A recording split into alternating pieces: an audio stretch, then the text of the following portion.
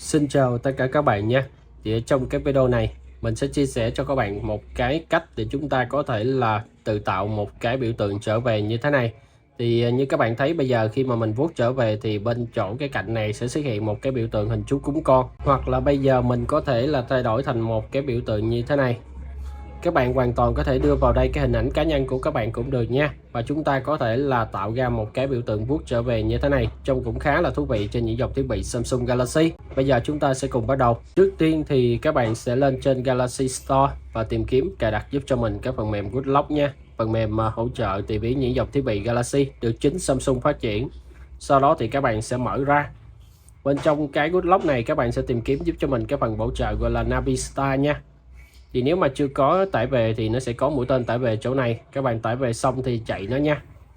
Lúc này thì các bạn bật cái công tắc tổng của Navistar lên. Rồi bây giờ các bạn vuốt xuống nè. Thì chỗ này các bạn sẽ có là tùy chỉnh về cái mũi tên cũng như là cái phông nền của mũi tên trở về. Ở bên dưới là sẽ có cho chúng ta thay đổi được những cái icon của cái thao tác vuốt về nè. Bây giờ ví dụ mình chọn những cái thao tác có sẵn thì nó sẽ như thế này. Bây giờ là hình con mèo nè. Hoặc là hình cái bánh nè. Rồi.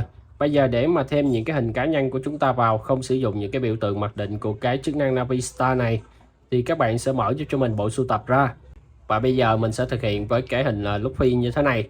Thì các bạn có thể là thay đổi bằng cái hình của các bạn cũng được nha.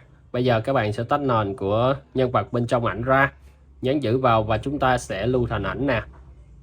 Rồi chúng ta đã có một cái bức ảnh tách nền của chủ thể nhân vật như thế này. Bây giờ thì trở lại cái phần mềm là Goodlock, vào lại Navistar.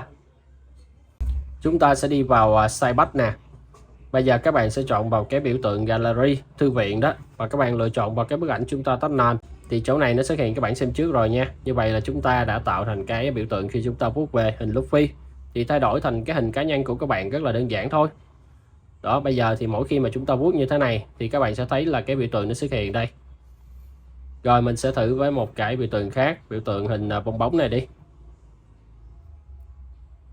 Thì chỉ cần tách nền ra thôi. Trong trường hợp mà thiết bị Galaxy của các bạn không tách nền được trực tiếp như thế này thì các bạn sẽ lên cửa hàng Play nha và tìm kiếm cái phần mềm hỗ trợ cho chúng ta tách nền. Thì cái phần mềm đó nó có tên là Photoroom. Đó, cài đặt Photoroom thì các bạn cũng sẽ tách nền được. Sau đó thì trở lại cái Goodlock và Navistar. Rồi thay đổi cái icon thôi. Bây giờ mình thay đổi qua cái icon là dạng bong bóng xà phòng. Đây, rất đẹp nha. Chỉ một cái thay đổi nhỏ thôi nhưng mà giúp cho cái thiết bị Galaxy của chúng ta cũng trở nên độc đáo và lạ mắt hơn. Đây. Đó, thì đây là cái cách để giúp cho chúng ta thay đổi được cái biểu tượng trở về trên những dòng thiết bị Galaxy. Nhưng mà nó sẽ có một cái hạn chế, chức năng này nó chỉ hỗ trợ One UI 8.5 trở lên nha. Nên là nếu thiết bị Galaxy của các bạn thấp hơn 8.5 thì cái chỗ này sẽ không xuất hiện nha.